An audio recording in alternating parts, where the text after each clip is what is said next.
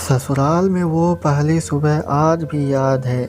इतना हड़बड़ा के उठी थी, ये सोचते हुए कि देर हो गई है और सब ना जाने क्या सोचेंगे।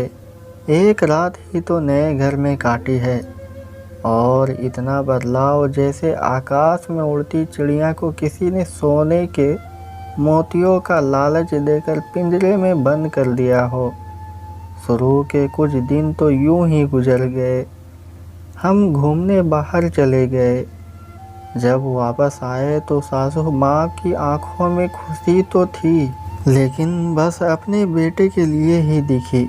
मुझे सोचा शायद नया रिश्ता है, एक दूसरे को समझते देर लगेगी, लेकिन समय ने जल्दी ही एहसास करा दिया कि मैं यहाँ बहू हूँ, जैसे चाहूँ वैसे नहीं रह सकती। कुछ कायदा मर्यादा है जिनका पालन मुझे करना होगा। धीरे धीरे बात करना, धीरे से हंसना, सबके खाने के बाद खाना, ये सब आदतें जैसे अपने आप ही आ गई। घर में माँ से भी कभी कभी ही बात होती थी। धीरे धीरे पीहर की याद सताने लगी। ससुराल में पूछा तो कहा गया अभी नहीं, कुछ दिन बाद। जिस पति ने कुछ दिन पहले ही मेरे माता पिता से ये कहा था कि पास ही तो है, कभी भी आ जाएगी, उनके भी सुर बदले हुए थे। अब धीरे धीरे समझ आ रहा था कि शादी कोई खेल नहीं, इसमें सिर्फ घर नहीं बदलता, बल्कि आपका पूरा जीवन ही बदल जाता है। आप कभी भी उठ के अपने पीहर नहीं जा सकते। यहाँ तक कि कभी याद आए तो आपके पीहर वाले भी बिन पूछे नहीं आ सकते। पीहर का वो अल्हड़पन, वो बेकाब हंसना, जो झूठे मुंह, रसोई में कुछ भी छू लेना, जब मन चाहे तब उठना, सोना, नहाना, सब बस अब यादें ही रह जाती है। अब मुझे समझ आने लगा था कि क्यों विदाई के समय सब मुझे गले लगाकर रो रहे थे। असल में मुझसे दूर होने का एहसास तो उन्हें ही हो, लेकिन एक और बात थी, उन्हें अंदर ही अंदर परेशान कर रही थी कि जिस सच में उन्होंने मुझे इतने साल दूर रखा, अब वो मेरे सामने आ ही जाएगा। पापा का ये झूठ कि मैं उनकी बेटी नहीं बेटा हूँ, अब और दिन नहीं छुपा पाएगा।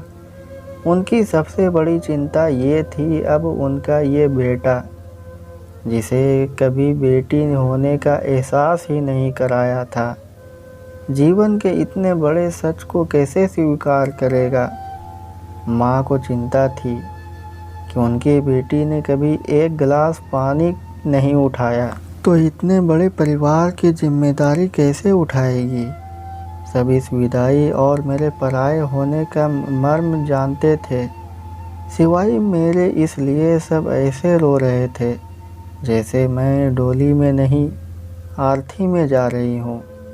आज मुझे समझ आया कि उनका रोना गलत नहीं था, हमारे समाज का नियम ही ये है। एक बार बेटी डोली में विदा हुई तो फिर वो बस मेहमान ही होती है घर की। फिर कोई चाहे कितना ही क्यों ना कह ले कि ये घर आज भी उसका है।